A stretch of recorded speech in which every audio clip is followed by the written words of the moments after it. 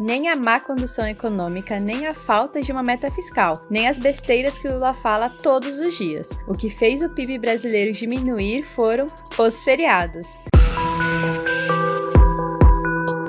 Este é a Visão Libertária, sua fonte de informações descentralizadas e distribuídas. Uma coisa precisamos assumir: o presidente Lula ainda nos surpreende, quando o assunto é sua capacidade de falar bobagem. Neste aspecto, o Molusco é bastante eclético. Ele fala besteira sobre tudo, sobre geopolítica, a educação e, é claro, a economia. Desta vez, Lula deu uma explicação bastante peculiar para o fato de o PIB brasileiro não ter crescido de forma satisfatória este ano. De acordo com o presidente da República, a economia vai mal por conta dos feriados. A curiosa declaração foi dada em uma recente reunião do Molusco com seus ministros. Não com todos, é claro, mas apenas com aqueles das áreas sociais, um sugestivo total de 13 pelegos que vivem de puxar o saco do Lula. Até porque, se o presidente quisesse reunir todo o seu gabinete ministerial, ele precisaria fechar um estágio para caber tanta gente. Mas, seguindo com o tema, vamos trazer as palavras do Lula, citando o ipsis literis.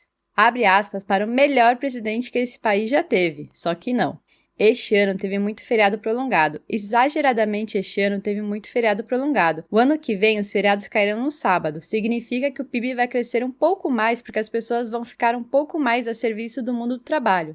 Não é mesmo um gênio? Precisamos com urgência colocar este doutor em economia ao lado de Mises, Hayek e von Hayek. Piadinhas infames à parte, esse tipo de atitude por parte de um presidente de esquerda é bastante normal. É até esperado. Lembre-se, por exemplo, das criativas explicações dadas pelo presidente argentino Alberto Fernandes nos últimos meses para a catástrofe econômica que assola o país vizinho. Para mais detalhes sobre esse assunto, recomendamos o nosso vídeo, As Causas da Inflação da Argentina, segundo o governo argentino. Link na descrição. Mas, basicamente, o presidente argentino chegou a culpar o diabo pelo fenômeno inflacionário que castiga os nossos hermanos. Agora, voltando ao caso do presidente brasileiro, é óbvio que o Lula tirou essa afirmação a respeito dos feriados de suas nádegas, como de costume. Não existe absolutamente nada que suporte essa afirmação heterodoxa feita pelo Molusco. Na verdade, o ex-condenado comete o mesmo erro que tantos outros esquerdistas cometem quando o assunto é economia, olhar apenas para um lado da moeda. Afinal de contas, se os feriados são ruins para alguns setores, como a indústria e alguns serviços,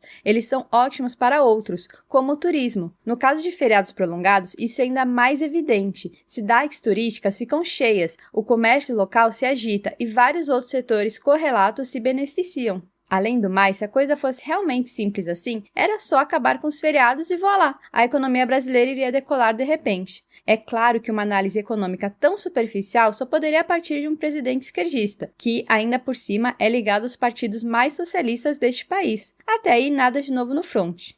Contudo, a verdade é que o Brasil realmente é mesmo o país dos feriados. Por aqui temos feriado para tudo, datas cívicas, dias santos, feriados internacionais e a lista é longa. Tem gente querendo até mesmo homenagear Zumbi dos Palmares, o falso defensor da causa negra, com mais um dia de folga em novembro.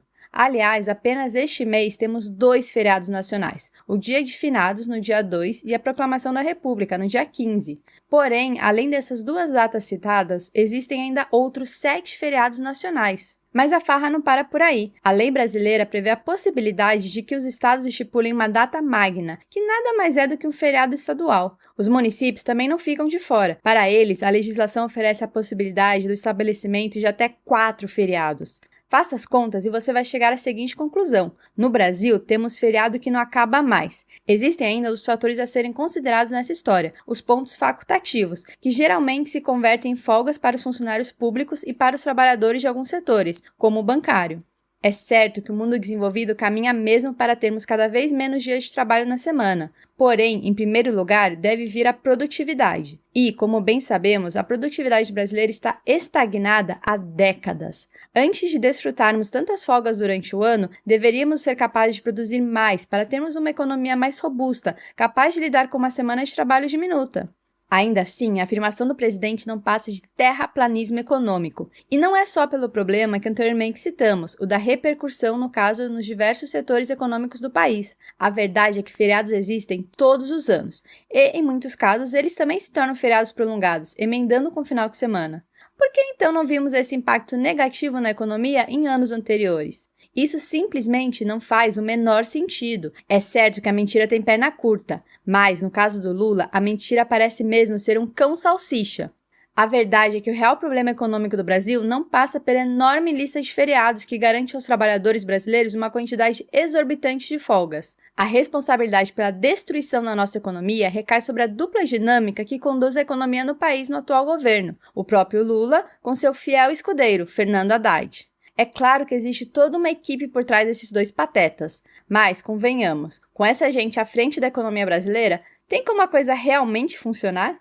A derrocada econômica do Brasil deve ser colocada na conta do desprezo pelo controle da inflação manifestado pelo Lula em várias oportunidades. Também deve ser atribuída a pressão no Molusco sobre o Banco Central, um órgão que, a duras penas, tem conseguido controlar a citada inflação nesses primeiros 10 meses de governo. Coloque ainda nessa fatura as incontáveis viagens do amante de ditador com sua primeira cuidadora, que foram bastante luxuosas. E não podemos nos esquecer da seguinte lista de gastanças: os luxos no Palácio da Alvorada, os incontáveis ministérios que formam o governo petistas, as negociações com o Centrão, as intervenções nas estatais e o total desprezo pela meta fiscal previamente estabelecida pelo próprio governo.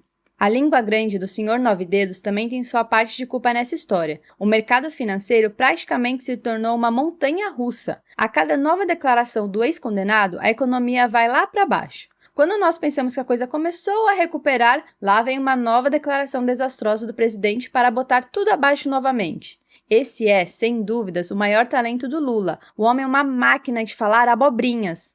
É certo que o petista já reconhece o fracasso econômico do Brasil, porque as evidências são tão claras que não é mais possível tapar o sol com a peneira. Porém, ele precisa colocar a culpa da queda do PIB em alguém, que não em si próprio. A bola da vez foram os feriados. Quando os números desastrosos de 2024 ficarem evidentes, qual será a nova desculpa escolhida pelo Molusco? Vale ainda aproveitar a oportunidade para lembrar que o PIB é uma grande furada, quando se trata em mensurar o grau de evolução de uma economia. Esse indicador é, sob muitos aspectos, altamente enganoso. O cálculo do PIB contém algumas aberrações gritantes, como tratar os gastos estatais como ganhos na economia, além de considerar as importações como redutoras do valor total do crescimento econômico do país. Até nisso, Lula faz questão de errar. Ele usa um indicador falso para contextualizar o cenário econômico brasileiro. Porém, o que Lula realmente quis dizer nessa história é que todos nós vamos trabalhar muito mais em 2024 para sustentar sua irresponsabilidade fiscal. E isso, de uma forma ou de outra, é verdade. Afinal de contas, as previsões fiscais para o próximo ano não são nada animadoras. Enfim, esteja preparado, meu amigo. 2024 está aí e teremos que trabalhar muitos meses apenas para bancar os gastos desse governo populista e corrupto, com ou sem feriados. Que teremos um rombo fiscal no próximo ano? Disso todos nós sabemos. A grande pergunta que fica é: o quanto teremos que trabalhar para cobrir esse buraco? Obrigada por sua audiência.